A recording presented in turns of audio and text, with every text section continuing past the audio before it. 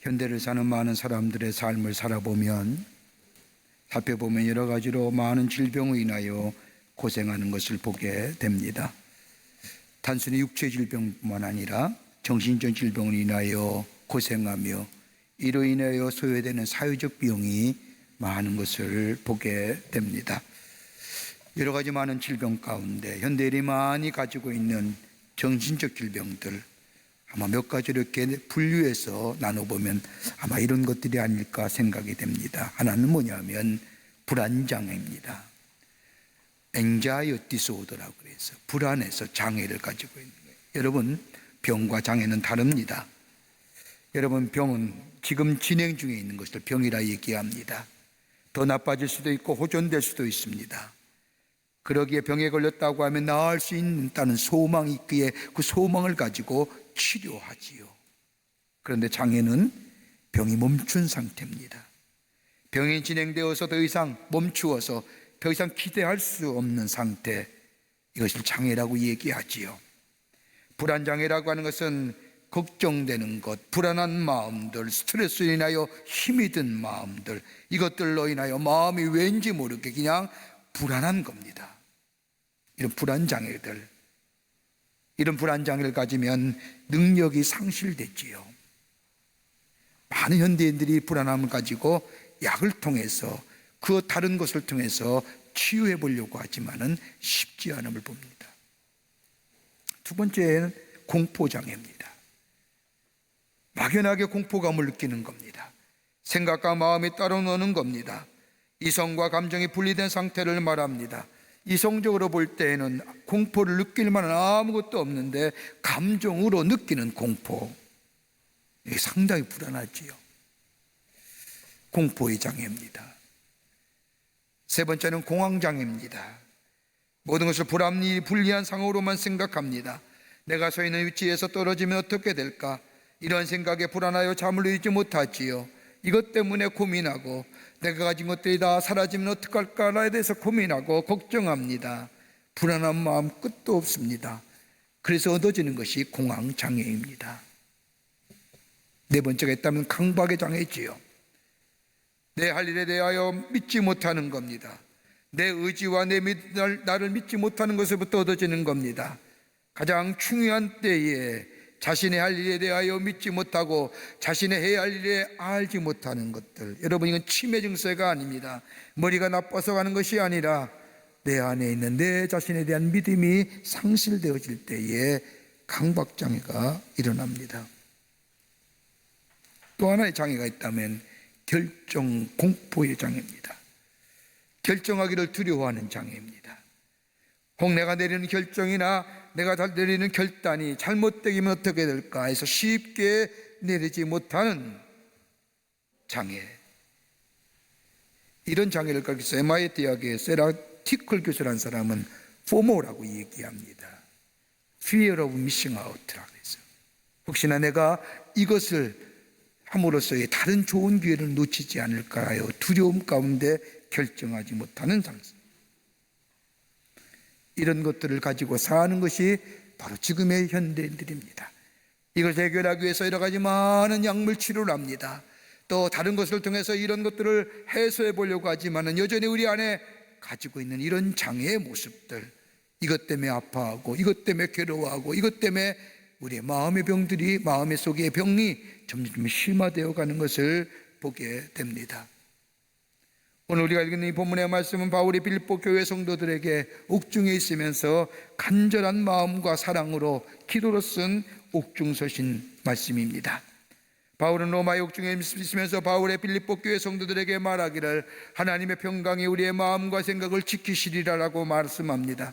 여기서 말하는 평강이라고 하는 단어는 국어 사전적 정의에 의하면 걱정과 탈이나 없는 상태가 아닌 적극적임으로써의 하나님이 주시는 절대적인 평화, 샬롬을 얘기하는 겁니다. 하나님이 주신 절대적인 내적인 평화가 있을 때에 육체의 강건함으로 나타난다는 겁니다. 이건 내 의지나 내 노력으로 이루어지는 것이 아닙니다. 하나님이 우리에게 주셔야만이 가능한 것이고 하나님 우리의 마음을 다스려줘야만이 우리 안에 평강의 삶으로 인도해 주실 뿐만 아니라 하나님 우리의 생각이 지켜주셔야만이 궁극적으로 우리 안에 평강의 삶으로 살아갈 수 있다는 겁니다. 빼앗아 얻어지는 것도 아닙니다. 물질로 얻어지는 것이 아닙니다. 높은 지위에 올라갔다고 해서 우리 안에 평강이 임하는 것이 아닙니다. 여러분, 요즘에 우리 사회에 감염병으로 얼마나 두려움과 공포와 걱정 가운데 삽니까? 여러분, 우리 인간의 과학이나 인간의 기술이 능히 세상을 모든 것을 할 수 있는 줄 알았는데, 여러분, 보이지 않는 바이러스에 의하여 인간의 과학이나 인간의 모든 것들이 한순간에 아무 힘없이 덧없는 중, 보이면 뭔가 될 것 같은데 보이지 않는 바이러스로 인해서 얼마나 불안합니까? 평강을 빼앗겨 버렸습니다. 마음에 평안이 없습니다. 불안과 염려만이 가득합니다. 그러게 지금은 어느 때보다도 평강이 필요한 시대입니다. 이 두려움과 이 불안, 이로 인하여 절망하며 참된 평안이 없어진 우리의 삶, 어떻게 하면 하나님이 주신 절대 평안의 삶을 통하여 우리의 삶 속에 평강의 삶으로 살아갈 수 있을까요? 오늘 바울은 비록 자신의 몸은 영혼의 몸이지만, 갇힌 몸이지만은 내가 너에게 그리스도 예수의 평강이 있기를 원하고 기도하며 그리스도의 평안을 얘기했던 바울이 이 말씀은 어떤 의미가 있을까요? 오늘 본문의 말씀을 통해서 몇 가지를 함께 말씀을 나누며 은혜 받기를 원합니다. 첫째는 하나님과 깊은 교제 속에 참된 평안이 있습니다. 오늘 4절 말씀을 보면 바울이 빌립보 교회 성도들에게 편지하기를 주 안에서 기뻐하라, 내가 다시 말하노니 기뻐하라, 기뻐하라고 말하면서 주 안에서 기뻐하라고 말씀합니다. 이렇게 얘기하는 것은 바울은 참된 기쁨은 다른 곳에서 오는 것이 아니라 우리의 심령이 예수 안에 있을 때에 참된 기쁨이 있다는 겁니다. 여러분, 기쁨이나 평안은 상대적인 것이 아닙니다. 하나님과의 절대적인 교제, 깊은 영적인 교제함이 있을 때에 우리 안에 참된 기쁨이 있다는 겁니다. 영적인 교제함, 하나님 앞에 열려진 마음, 이러할 때에 하나님이 주시는 절대 평안을 누릴 수 있다는 겁니다. 여러분, 믿음은 마법이나 편법이 아닙니다. 믿음은 미신 같은 것이 아닙니다. 어떤 사람은 예수 믿기만 하면 우리의 믿음이 잘 자라고 하루아침에 태산 같은 믿음 된다고 얘기하지만 아닙니다. 믿음은 받아들임이 계속되어질 때에 내가 주의 말씀이 받아들이고 주의 말씀을 내가 받아들이고 이렇게 드림의 역사가 계속되어질 때에 우리의 믿음이 커가는 것을 보게 됩니다. 여러분, 사무엘상 28장의 말씀을 보면 사울왕의 이야기가 나옵니다. 사울왕이 어떤 사람입니까? 하나님 앞에 처음으로 이스라엘 왕으로 기름 부음 받은 사람입니다. 처음 하나님 앞에 기름 부음 받을 때 그에 얼마나 수줍었는지요. 그러나 하나님이 그와 함께 할 때에 하나님의 리더십이 그 안에서 세워져 갑니다. 블레셋과의 전쟁에서 승리하며 승승장구합니다. 그들 가운데 하나님이 자신에게 허락해 주신 리더십이 점점점 그 리더십에 대하여 자기 것으로 만들어 갑니다. 자기를 위하여 기념비를 세우고 자기 마음대로 살고 자기 마음대로 다스립니다. 그들 가운데 블레셋과의 전쟁의 위협이 또다시 차가해 오자 다급해진 사울은 그제서야 갑자기 하나님을 향하여 하나님 앞에 뜻을 구하기 시작합니다. 이제껏 마음대로 살다가 자기의 뜻대로 자기 뜻 주관한 대로 살다가 급해지자 하나님 앞에 기도하지요. 블레셋과 싸워야 합니까? 싸우지 말아야 합니까? 마치 하나님의 뜻을 구하는 것 같지만 가만히 보면 하나님의 뜻을 구하는 것이 아니라 자신이 원하는 바를 구하는 것. 자신을 낮추고 회개하고 돌이킬 생각은 아니하고 내가 원하는 것, 내가 바라는 것, 단지 그것만 내게 이루어지면 된다고 하는 생각에 하나님 앞에 다급하게 부르지만 하나님은 그의 기도에 응답하지 않지요. 그래서 사울이 어떻게 합니까? 하나님께서 기도하에 응답하지 않자 사울은 저 엔델의 한 무당에게로 내려가 무당에게 부탁하지요. 전에 나를 위하여 함께 기도했고 나를 함께 했던 저 사무엘, 죽은 사무엘의 영혼을 좀 불러주시오. 이걸 그래서 강술령이라고, 강영술이라고 얘기하죠. 그때도 강영술이 있었나 봅니다. 미신의 대표적인 행위지요. 사무엘이 나타나 화난 투로 사울에게 말합니다. 사무엘상 25장 15절의 말씀을 보면 이 무엇을 원하느냐고 하는 이 사무엘의 말에 사울이 대답합니다. 난 시비 다급하나이다. 블레셋 사람이 나를 향하여 군대를 일으켰고 하나님은 나를 떠나서 다시는 선지자로서도 꿈으로도 내게 대답하지 아니하시기로 내가 행한 일을 알아보려고 당신을 불렀나이다.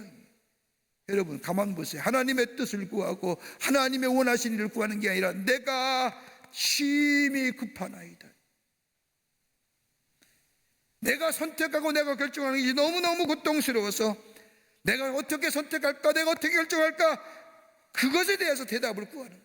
하나님의 뜻이나 하나님의 목적이나 하나님의 행하신 일에 대한 관심이 아니라 내 마음이 공분하고 이 블레셋과의 전쟁에 내가 어떻게 해야 될까, 그 선택과 그 결정하기가 힘들어서 내가 당신의 뜻을 구합니다라고 하는 거예요.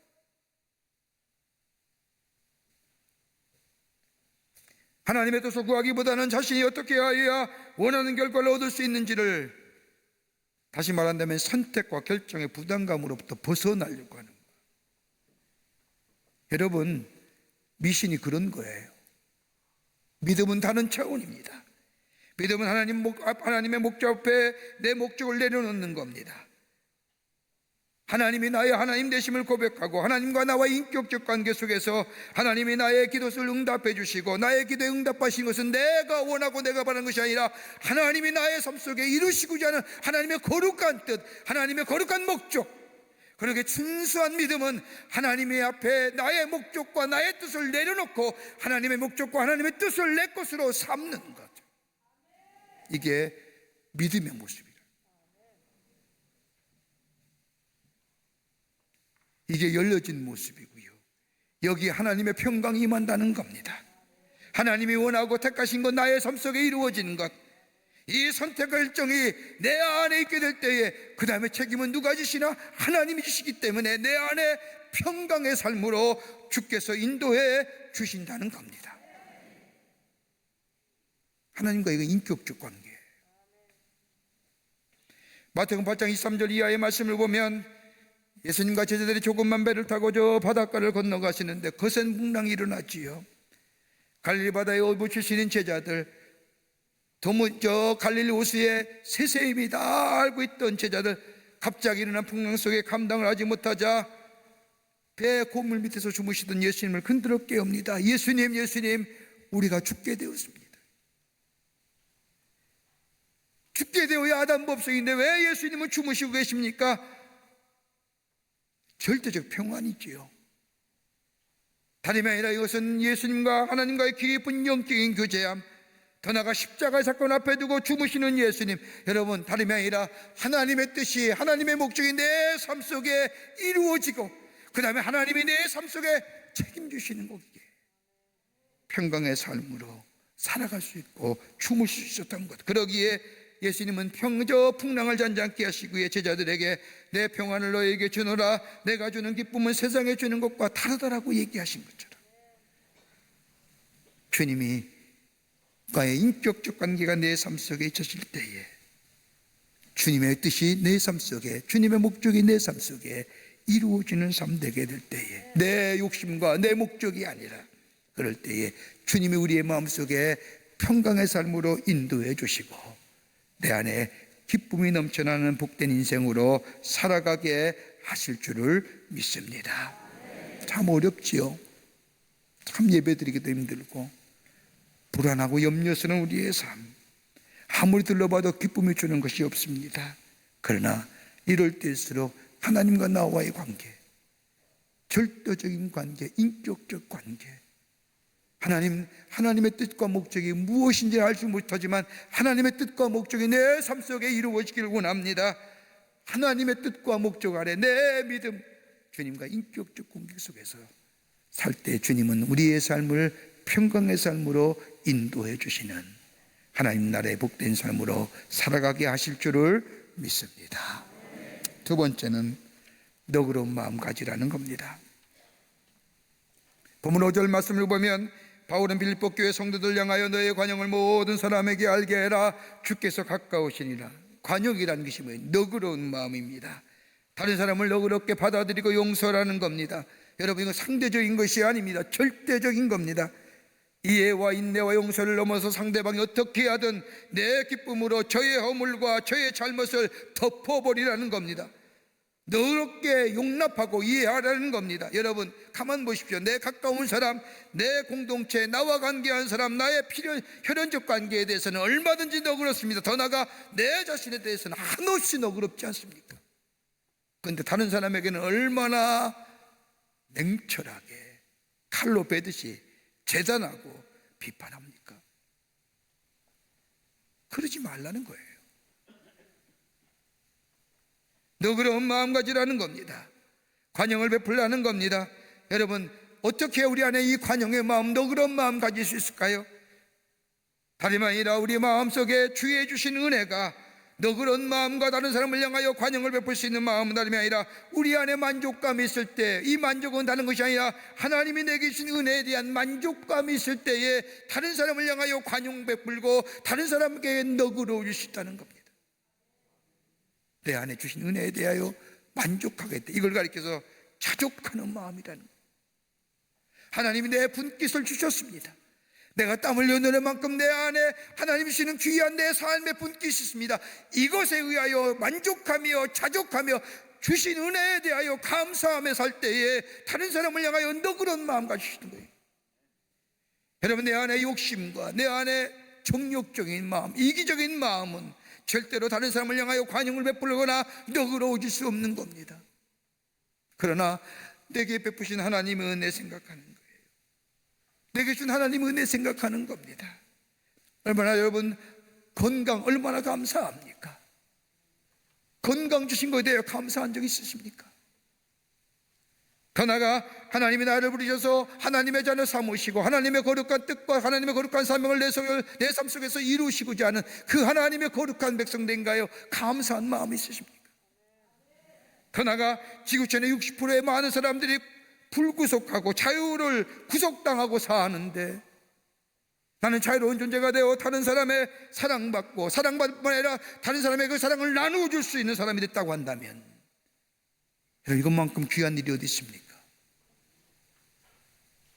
내가 있는 것에 대하여 주신 것에 대하여 감사하며 사는지요? 없는 것, 부족한 것에 대해서 원망하고 불평하며 사는 거니 내가 다른 사람에 대하여 늘 상대적으로 생각하며 비교하며 그러기에 다른 사람이 조금만 뭐하면 비판의 잣대를 갖고 칼을 들이대며 힐난하고 조소하면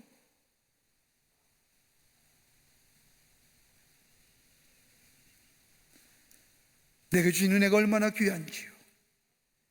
그 하나님의 사랑과 내 안에 하나님의 은혜가 내 안에 있음에 저 다윗이 고백한 것처럼 여호와께서 나의 선한 목재가 되어주셔서 내가 비록 사망의 음침한 골짜기를 달릴지라도 주께서 나와 함께 하심으로 주의 지팡이와 막대가 나를 안위해 주심으로 나를 지키시고 인도하신 그 하나님의 은혜에 여러분 감사하며 자족하며 만족하시는지요?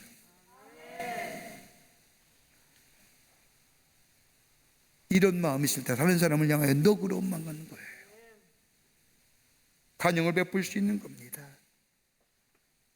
이것이 끝나는 것이 아니라 또 하나의 의의가 있습니다. 다른 사람에게 너그러워지는 마음, 다름이 아니라 여기 오늘 본문의 말씀에 주께서 가까우시니라. 주께서 가까우신다는 게 뭘까요? 하나님 앞에 심판대할 때 설 자리가 가까워진다는 겁니다. 여러분 가만히 인간의 삶 가만히 보세요. 인간의 삶은 태어나는 순간부터 죽음을 향해 나가는 존재입니다. 우리 언젠가는 다 심판대 앞에 죽을 겁니다. 주님 앞에 설 날 그날이 점점점 가까워지는 겁니다. 여러분 주님 앞에 섰을 때 여러분 뭐라고 말씀하실 건가요? 자신의 인생에 대하여 얘기하라 할 때 뭐라고 얘기할 수 있을까요? 주님 앞에 설 자리가 가까워짐을 생각하라는 겁니다. 주님 앞에 설 때에 넌 뭐 했느냐 물으실 때 내가 이거 됐습니다라고 얘기할 수 있는 자들은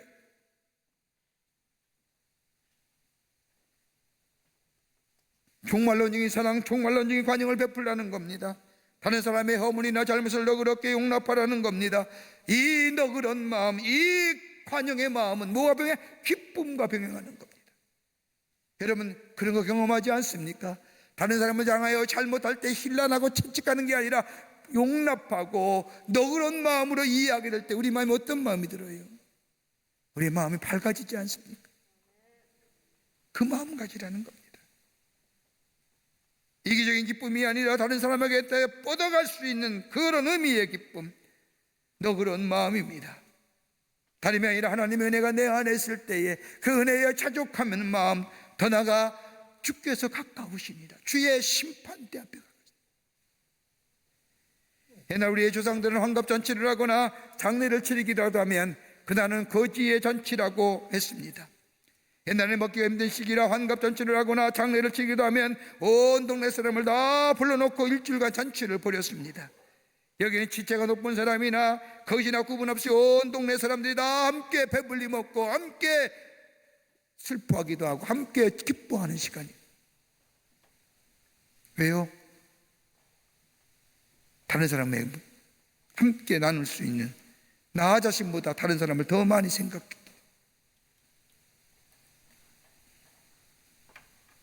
이기적인 마음, 나만 생각하는 마음, 나만 좋으면 되고, 그거 아닙니다. 다른 사람에게 관용을 베푸는 삶, 하나님의 은혜를 생각하며 자족하며, 그리고 하나님 앞에 설 때가 가까웠음을 기억하며 다른 사람에게 대하여 일부러라도 너그러워지는 마음, 그럴 때 우리가 기쁨이 생기는 겁니다. 그 기쁨이 우리를 평강의 삶으로 인도하여 주실 뿐만 아니라 하나님의 놀라운 은혜와 사랑 안에서 주의 놀라운 축복을 누리며 사는 복된 백성의 삶으로 살아가게 될 줄 믿습니다. 끝으로 기도하며 사는 인생들이라는 겁니다. 기도하라는 겁니다. 본문 6절 말씀을 보십시오. 아무것도 염려하지 말고 모든 일에 기도와 간구로 너의 구할 것을 감사함으로 하나님께 아뢰라는 거예요.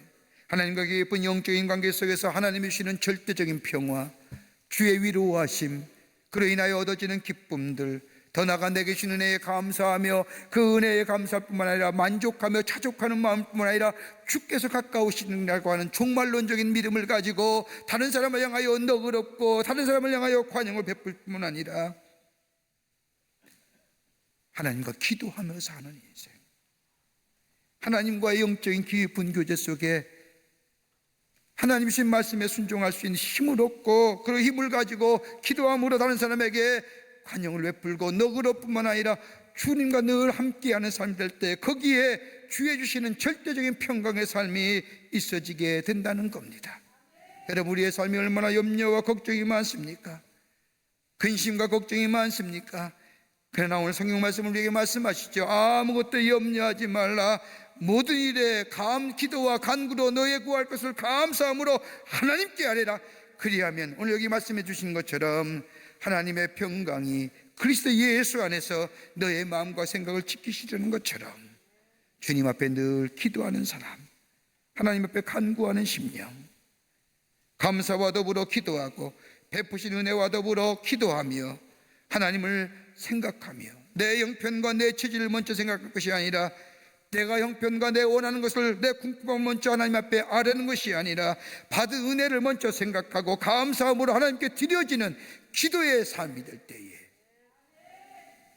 하나님 거기에 우리의 삶을 오늘 약속하신 것처럼 평강의 삶으로 우리의 마음과 생각을 지켜주시고 우리의 삶을 평강의 삶으로 인도해 주시겠다고 약속하고 계십니다. 여러분, 오병이의 기적 보세요. 어린애 가져온 보리떡 5개와 물고기 2마리. 여러분, 예수님이 가장 먼저 하신 일이 뭘까요? 너 왜 이것 가져왔느냐? 이런 얘기 안 하시잖아요. 그거 받아들고 감사한 후에 사람들에게 나누어 줄 때에 5,000명이 배불리 먹고 12광주리가 남는 놀라운 기적의 역사가 일어났던 것을 봅니다. 걱정과 염려를 잠에 뭐 할까요? 감사에 기도한 거예요. 감사가 뭐예요? 하나님이 내게 주신 은혜에 대하여 감사하고요, 하나님 백성으로 살아간 것에 대하여 감사하고요, 내게 적은 것이라도 내게 주신 것에 대하여 감사하면서 모든 일에 기도와 감사, 간구로 감사함으로 하나님께 기도하는 심령, 영적인 깊은 교제가 있어지게 될 때 하나님 우리의 삶을 하나님의 평강이 그리스도 예수 안에서 우리와 마음의 생각을 지켜주시는 은혜가 있게 될 줄 믿습니다. 참 어렵죠? 힘든 시대 삽니다. 참 각박하지요.